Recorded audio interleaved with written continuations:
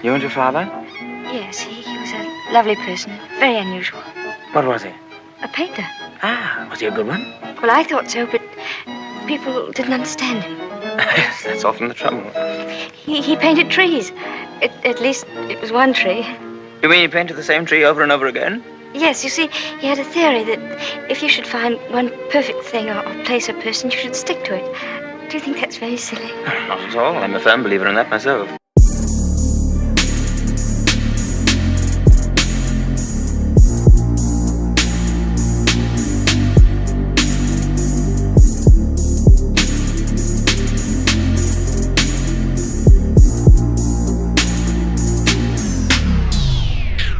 If you love listening to this show, please consider giving a rating and a review on Amazon Alexa or wherever you listen. We want to continue bringing you this amazing content, and part of our ability to do that means that we need a big audience. Now, it may not seem like much, but rating and reviewing the show will help more people find us, just like how you found this show. Simply on any podcast platform, search for a show, scroll down to the bottom, and push 5 stars. It's that easy. Thanks for supporting the show.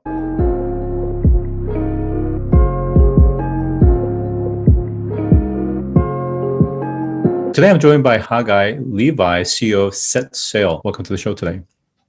Thanks for having me. All right. So prior to SetSail, you spent almost 8 years at Google leading data science teams. I wonder how that experience has prepared you for your current role today.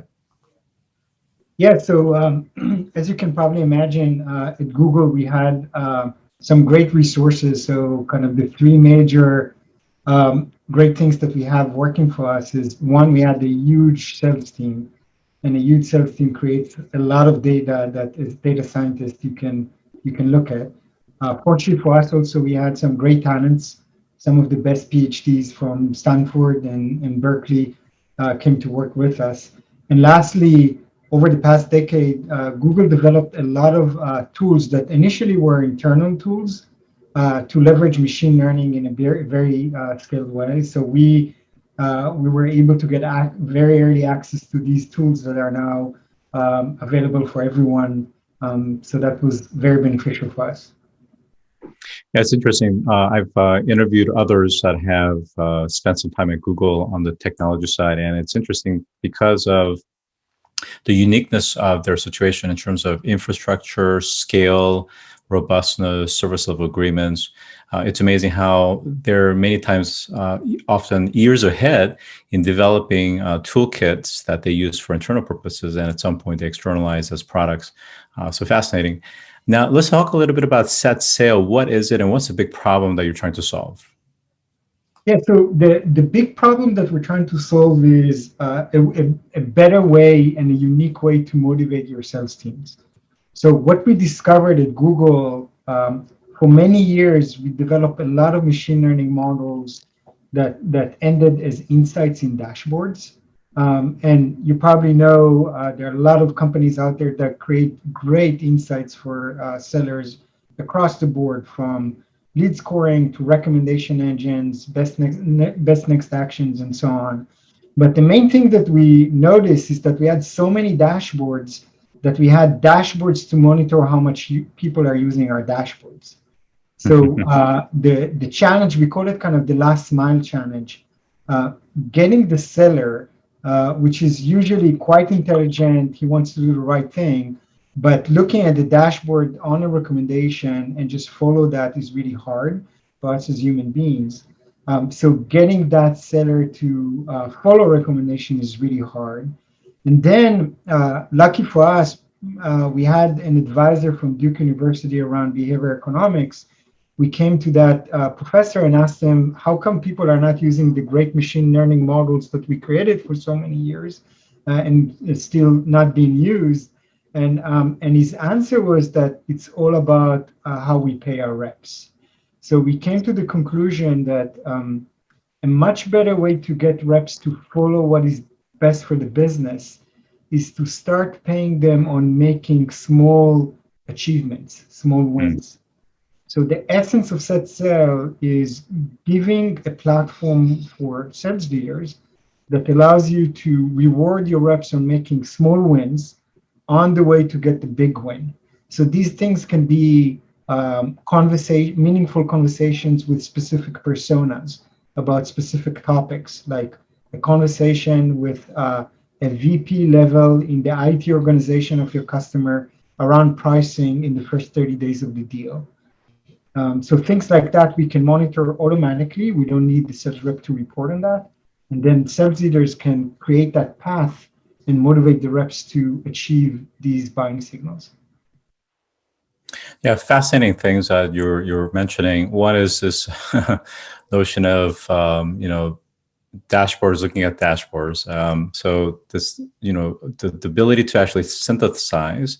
And then the other thing that you mentioned is we as human beings, even if we know intuitively that what's being recommended through that workflow or that dashboard makes sense, we still may need some hand-holding. And I think there's just kind of an inherent nature of working with humans, I suppose. And then this gamification, which is just like I think in the sales methodology, they talk about mini wins before the big close. It's almost like a mini win for the actual salespeople, because oftentimes, I think generally for the most part, salespeople are very hardworking without a doubt, but they sometimes need pretty big carrots for them to take certain actions that sometimes requires a little bit more work. So putting these little incentives along the way, little bite-sized, incentives, really helps to align that behavior with the sales data.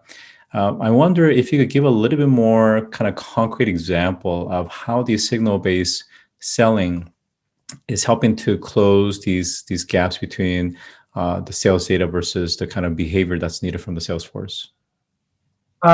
So as I mentioned, it's like what we essentially do, we connect to all your engagement platforms that can be email, calendar, Zoom, Gong, Chorus, Outreach, whatever you use to engage with your customers or prospect. Then what we do, we consume all that data, we enrich that on the back end, and our machine is learning what actually leads, what kind of conversations and touches leads to a successful deal in your pipeline. And that can be things like, as I mentioned, talking with specific personas at a specific time about a specific subject.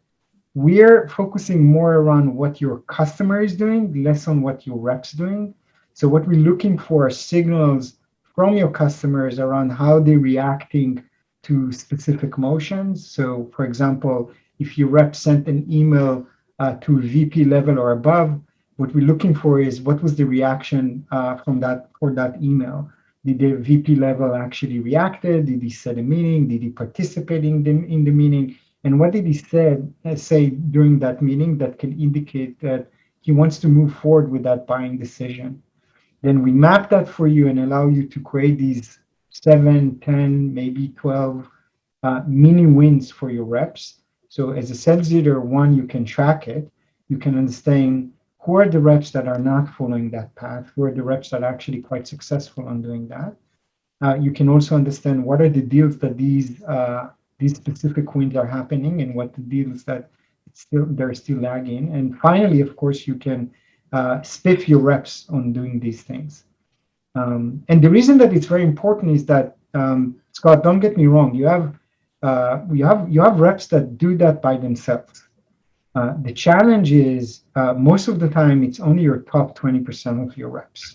Mm-hmm. So these are great reps, a little bit like athletes. They don't need a training program.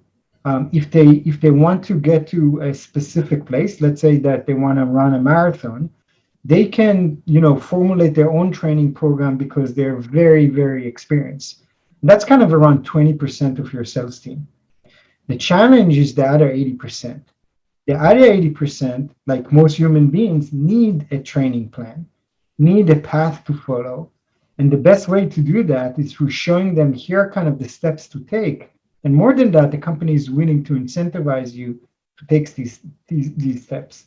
So think about SetSail as kind of a Fitbit for the rest of us, not the top 20% reps, but the Fitbit for the rest of the 80% of the reps that need that guidance. Yeah, I think for those that are listening, they're probably asking the question, why don't we just stay with the 20% only? But the reality is with any organization, big or small, is you can't all have type A personalities or, type top athletes, right? It's going to be a mixture of skills and capabilities and aptitude and really attitude too. Yeah, I So would focus add to that, I mean, around why not to stay with the 20%. The main reason it's a huge business risk for you. So if you have 100 reps and these 20%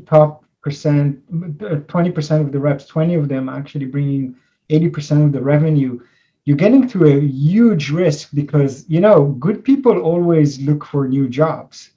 So if you can't make at least kind of the middle of the reps more successful and over time progress them to be in the top 20%, you can find yourself in a huge revenue challenge. Yep, absolutely. Couldn't agree with you more. So I wanted to dig a little bit more in terms of, again, I think there's, a lot of data around email campaigns and even social media. So you guys are tracking that, but you also mentioned that in a conversation, a meeting context, are you guys also doing natural language processing and translating those conversations and trying to get some mental model or like an ontology model that maps to certain classifications of stages as well as the sentiment?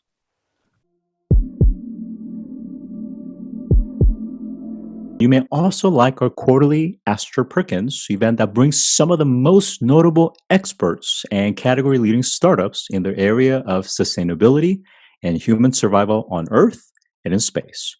To register, visit astroperkins.com/events.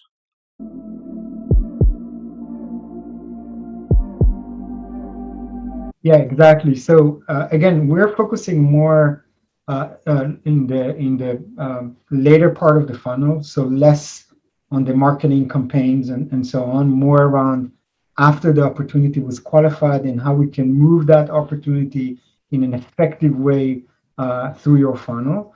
And you're completely right. We're doing natural language processing to all email. If you have a telephone system, we'll do it for voice as well.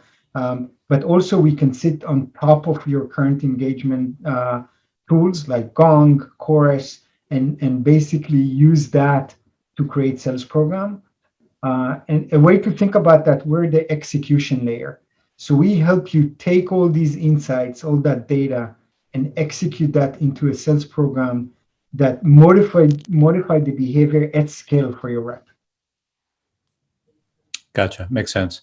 Now, I wonder again, at the underlying aspect is you're processing hundreds of data signals, and you guys are applying ML aspects to it. Let's talk about also some of the nuances like localization nuances, cultural nuances. So if you have 3 customers, one from the Middle East, one's from Japan, one's from America, the way they go about articulating both from a behavior in terms of response to things, but also the way they articulate things are going to be very different. So in the case of, let's say, Western customer, enterprise customer, they may be more, forthcoming. This sounds great. I'm quite interested. What's the next step? Versus maybe the Japanese customer who seems to like everything, but really when it comes to the actual closure of a sales process, they never quite fully close. Or in the case of Middle East, maybe perhaps there's a lot of interest to engage and interact, spend a lot of time, but doesn't necessarily, again, convert into any action per se.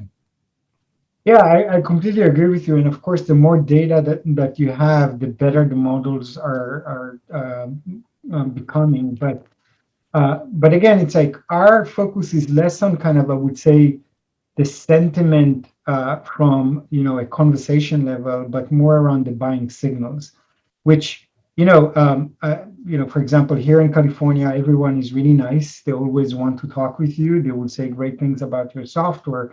But the question is how fast they would turn around your enterprise level agreement or your master agreement, and that's like a much stronger business signal than their sentiment on, it was great meeting you and we love what you're doing. So we're less focusing on that and more focusing on these more hardcore signals that will let us understand is the business is moving forward or not. And I completely agree with you. In some countries, these signals are a little bit different than others.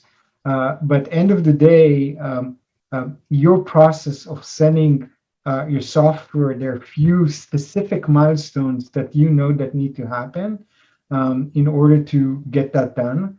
I'll give you like one clear example that we're seeing is that if there is willingness of the customer to sign an NDA in the beginning of the deal, that's a very strong signal that the customer wants to move forward. And if the customer is like just very nice to you and just, postponing kind of, yeah, we don't want to commit, we're not sure we want to sign an NDA between the companies, that's kind of a bad signal that probably the deal is not moving forward. So to be clear, I think what you're saying is you guys are looking for concrete, event-driven types of data that informs the process. So NDA, or in the case of master agreement, the fact that they actually, acknowledge that they received it, or perhaps maybe opened the document, or in some cases they started to pass it to their legal counsel, inside or outside counsel, started to make comments or add changes to it, for example, so that there's actual action that's happening that you're tracking, and the velocity and the duration. Yeah, exactly. And if you think what we're doing, again, I think we're very innovative, but this notion is being there for many years already. I mean, we're not inventing something completely new. A lot of sales teams are using gate-based signals today to see if they're making progress with the deals, and they're using specific framework. It can be MEDIC, it can be Challenger, it can be power selling, whatever. There are a lot of great frameworks out there. The main difference is that using machine learning, we can automate that. And we don't need anyone to actually review that or report on that. The machine learning will do that by itself automatically on the back end without asking the rep to do any self-reporting. Yeah, actually, that's such an important point that you're making, because one of the inherent challenges with any Salesforce is their need to enter data or upkeep data into some sort of a CRM or ERP system. So basically, you're actually auto-tuning and allowing for movement of things through the gates, even without them actually taking notes. And that's an important point, is the rigor of how reps enter and update their records. Does that affect your system's ability, or basically it can pretty much be done without really a lot of intervention from the user? Yeah, it's actually what you're asking is quite interesting. I think we were used to think that reps should serve the CRM system and the system of record and enter all the data into the system of record. We actually think about that the opposite way. The system of record should serve the rep. When you're using SetSail, the rep doesn't have to actually put any data to the system. The system will do that by itself.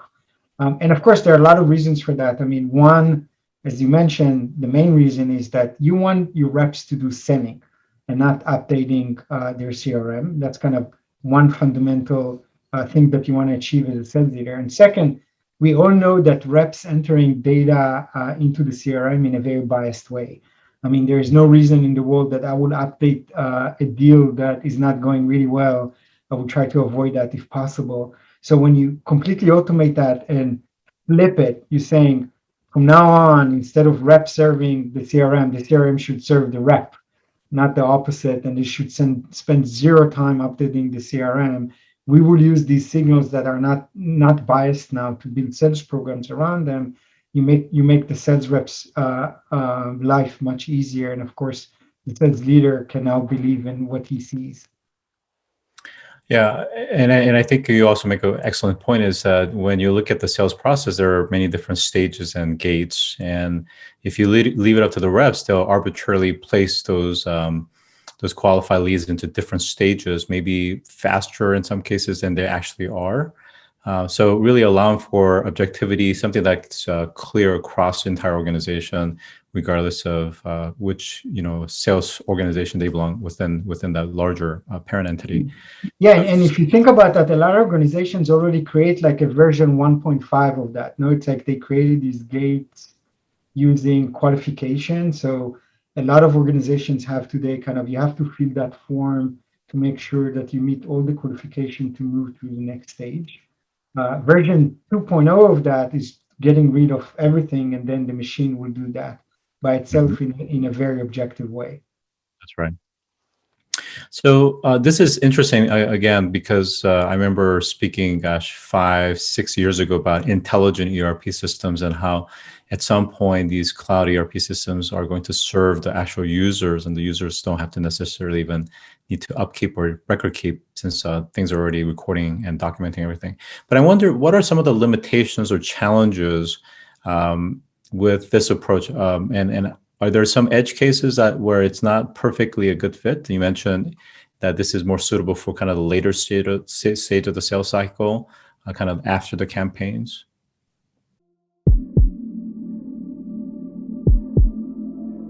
Don't forget to visit astroperkins.com to register for our next quarterly events. Past and current speakers include Julianne Hough, actress, dancer, and winner of Dancing with the Stars; Damian Vaughn, former NFL player; Neil Gregory, Chief Thought Leadership Officer at the IFC World Bank, and many more.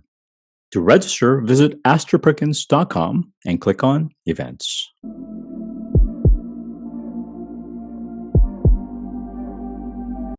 Yeah, so before I jump into that, I just want to mention something that a lot of leaders of AI sales platforms come up with this vision that the AI will replace the salespeople. Our point of view on that is, end of the day, there's a human being that is selling to another human being, and there won't be any AI or machine learning that will replace that interactions between, at least, again, maybe in a decade or so, but at least now, I don't see any interaction with human beings replaced with a machine. And what we're trying to do is just to augment and free more time of the rep to work with the right customers, not replace the rep. Now, in terms of limitations, you're completely right. We're more down the funnel, so we're helping progressing qualified opportunities in your funnel.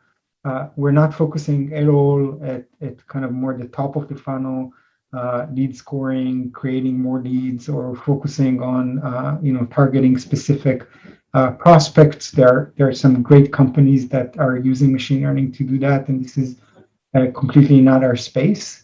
Again, everything that is in the funnel from qualified opportunity, we've seen a lot of success in different sales roles. So we saw our system working really well with SDRs, BDRs, with AEs, both inside sales reps and field, but also with customer success. Amazing. Can you provide some metrics around how your platform has been able to increase the sales velocity or sales revenues, top line growth, and so forth? Yeah, so it starts of course, from engagement metrics. So the things that we're seeing is that reps that are using our platform, creating much better engagement with customers. So when I'm talking about better engagement, I'm talking about they having multi-threads with more companies. They're talking with more senior decision makers in roles that are more important for the buyer, and so on. So we can see actually how reps that are on SetSail doing much more with their current customers and not just touching one person that is junior. This is kind of more leading indicators. In terms of actually closing deals, when we deploy SetSail in an A/B testing with some of our customers, we saw lift of around 20% in closing deals. Basically, we were able to make reps much more productive. Another side effect of using our system is that reps are much more happy. And if you think about that, it makes a lot of sense because now we're allowing companies to reward reps on making progress with deals, not just closing them. And as a rep, one of the big unknown for you is, what happens if I'm working on a deal for 6 or 7 months and then the company goes under or my champion leaves, the deals disappear and I got zero for all my work. So suddenly, the reps are getting something for their effort. the company is getting better productivity, what makes both sides extremely satisfied with our system. So you bring up an excellent point, which is that when enterprise customers are looking at SetSail, are one of the challenges with both procurement but also the adoption is really the re-engineering of the incentive and the compensation scheme within these organizations to align so that it's optimized for SetSail. That's a really good point. So we have a few ways to make it easier for customers. So one approach that we're taking with many customers, we're actually suggesting not to touch the comp system at all. So maintain kind of the comp schema that is currently in place, and use SetSail as a way to deliver spiffs to the rep. So we found that with around 2% of the reps OTE, you can get that 20% impact in the productivity that I just mentioned. Again, I won't go into details, but we have ways to leverage that budget in a quite significant way. And then the ROI that our customers are getting on that spiff budget is around 15x. So back to your point, we have a way to implement the system without, of course, messing up or redesigning your core comp. But over time, we can show you that with SetSail, you can even simplify your commissions. So think about commissions plans today. Sometimes they're so complicated that the reps needs to have like a small booklet to understand, okay, what are all the things that I need to do in order to get my commission? And the reason for that is that we're trying to apply so many priorities in that simple commission structure that was not built for that, no? And what's really nice with SetSail, you can move some of these priorities to your more smart spiff and then simplify your commission structure. I love that. I think that's fantastic. That's a great selling point. Let's see, we only have less than a minute. Any lessons learned that you can share, a project failure, any insights that you can share with those that are listening? Yeah, I mean, one lesson that we learned, I've been doing machine learning and AI for salespeople for almost a decade now, and one thing that we learned over the years is that machine learning has this aspect of black box, and black box is not very effective when you work with salespeople and sales leaders. So you have to spend a lot of time thinking, how do you open that black box to make it understandable for sales reps and sales leader, so they can actually follow that with more confidence. Terrific. So with that, I've been joined by Haggai Levi, CEO of SetSail. Thank you for joining today. Thanks. If you've enjoyed this episode, take a moment to rate our show on any podcast platform that you listen to. Scroll down to the bottom and push 5 stars. It's that easy. And as always, thanks for listening.